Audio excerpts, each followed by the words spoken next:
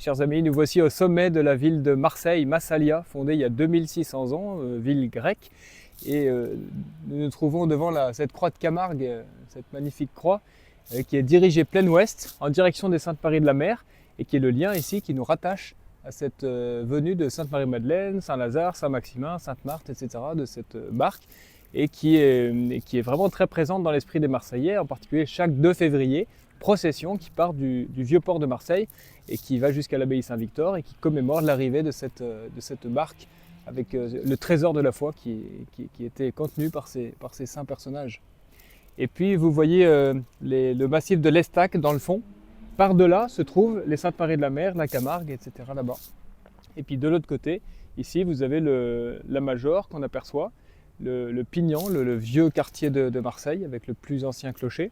Et puis l'abbaye Saint-Victor qui se trouve un petit peu cachée ici.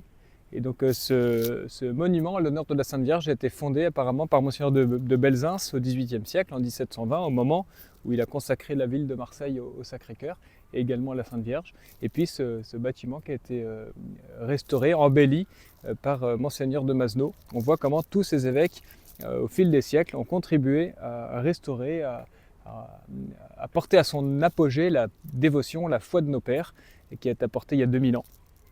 Eh bien, nous allons continuer à vénérer tous ces lieux et à essayer de découvrir toutes les traces de cette évangélisation primitive du 1er siècle, ici à Marseille, qui est la première ville consacrée au Sacré-Cœur et qui avait été la première ville dans laquelle avait été fondé un siège épiscopal avec Saint-Lazare pour premier évêque, qui est mort martyr ici dans cette ville.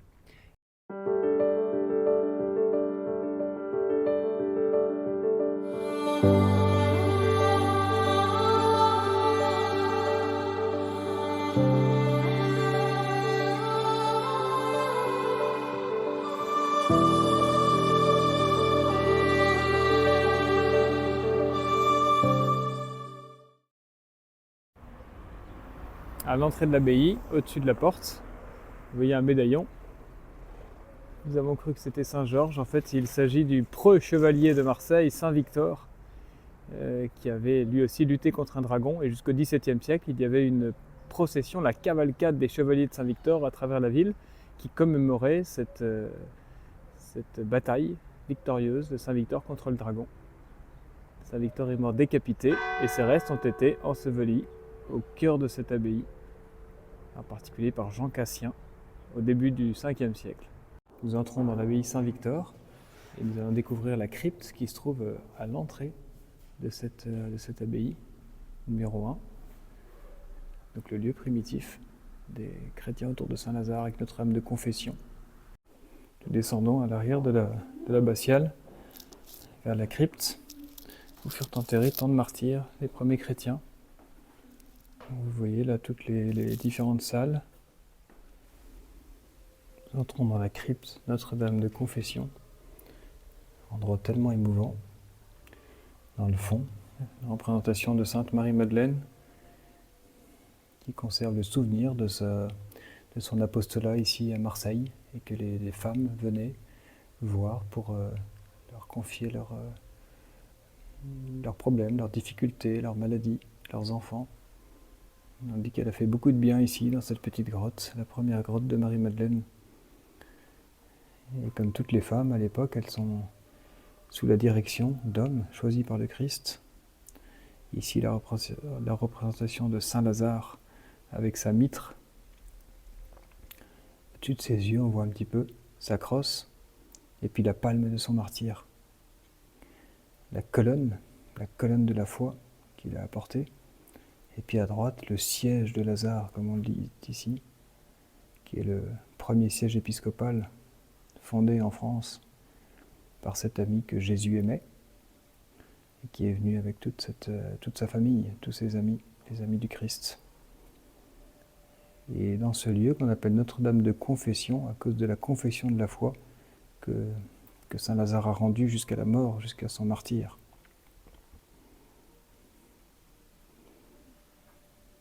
Et puis dans le fond, vous voyez ici une colonne avec, comme Dieu le Père, qui soutient la voûte.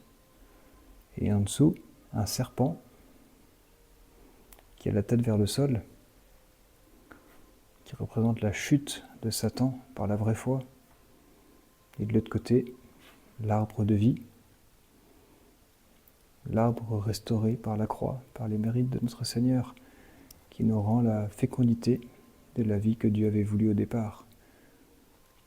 Et puis dans le fond, témoignage aussi des premiers chrétiens, un petit sarcophage des saints innocents, qui sont avec tous ces anges là qui sont représentés, et qui rappellent que les premiers chrétiens sont venus d'Orient avec les reliques des martyrs, et au départ, en plus de celles de saint Étienne, tous ces enfants martyrisés qui sont au ciel, eh bien, ont accompagné cette évangélisation, non seulement de la Gaule, mais sans doute dans le monde entier. Ces petits-enfants ont été apôtres, ainsi, par leur mort et leur martyr.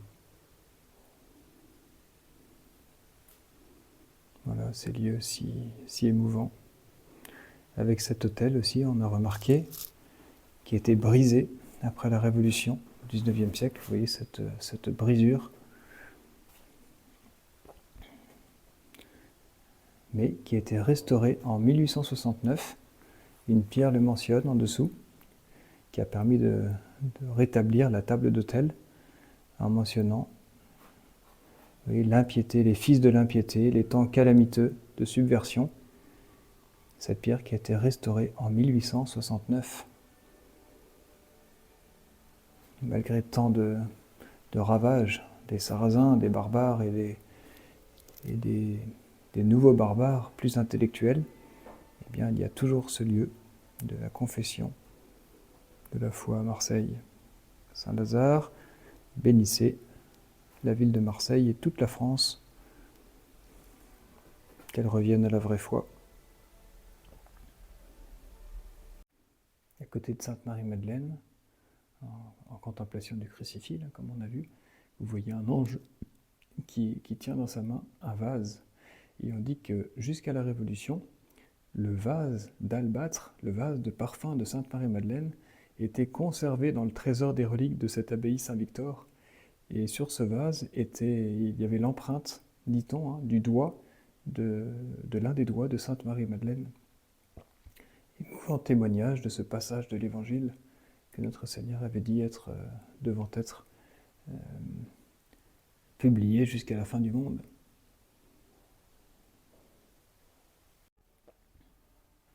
Enfin, au-dessus de l'entrée, vous voyez une croix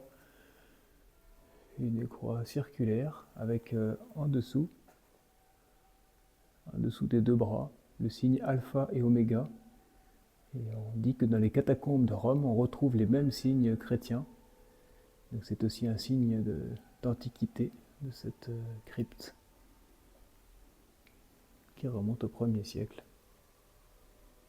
Il y avait peut-être autrefois une source, puisque nous avons remarqué une petite rigole tout du long qui suit les bords de cette crypte-là, qu'on suit ici, et qui aboutit jusqu'au pied du siège de Lazare, avec un orifice à côté de son siège qui a peut-être servi à faire les baptêmes des premiers Marseillais.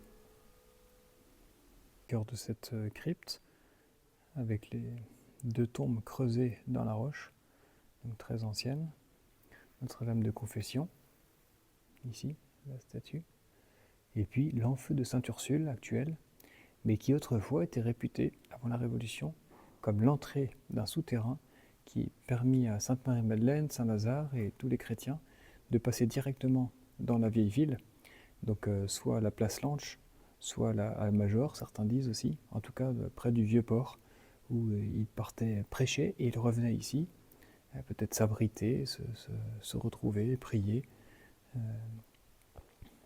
Alors maintenant, évidemment, cette histoire n'est plus du tout crue ni enseignée, mais elle est mentionnée quand même sur les panneaux, comme une pieuse légende inventée par les moines.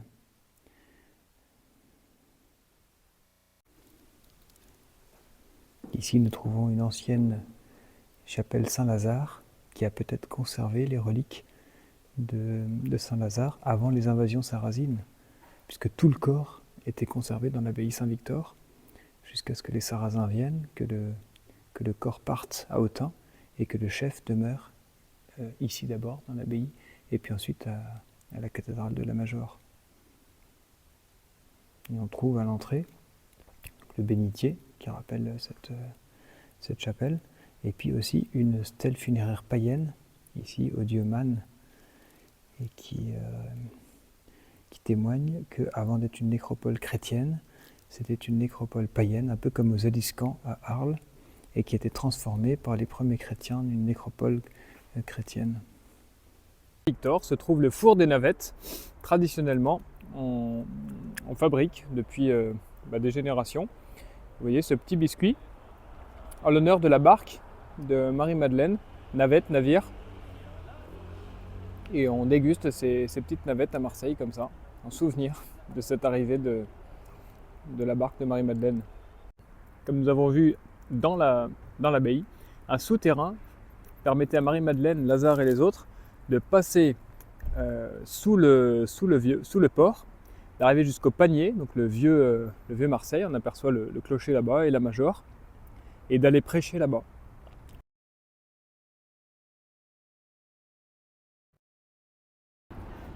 Voici la cathédrale La Major, Notre-Dame de la Major de Marseille. Anciennement, c'était la cathédrale Saint-Lazare.